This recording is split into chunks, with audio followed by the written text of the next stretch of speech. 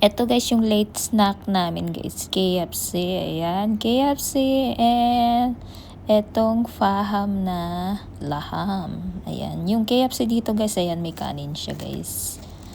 Parang ano siya, malalaking botel ng kanin. Ayan, ito na, bubuksan na natin ang ating late dinner. Yun. Binubuksan niya yung And ako naman, binubuksan ko yung aking 2 pieces chicken. Ako lang kakain niya, yung sa kanya, yung laham, paham. Ayan, kain tayo guys. And malaking gravy syempre. Ayan yung ating paboritong sinabawang gravy. Sasabayawan ko ng gravy yan. Ayan yung kanin. And ayan yung gravy. Ayan, kain guys. Kain. Ayan yung gravy, di ba? Laki. Pwedeng sabaw. Ayan, kain tayo, kain. Ayan.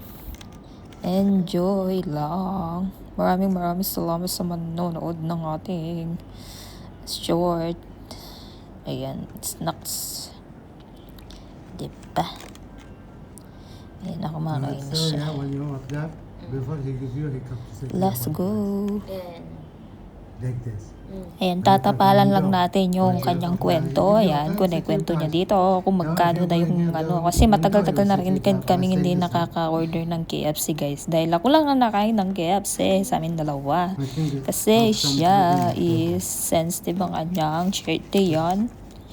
Ayan, pang ano lang talaga siya guys, pang Arabic food. Di niya kaya yung tayo kasi ano tayo, may tiyan tayong pang mandirigma.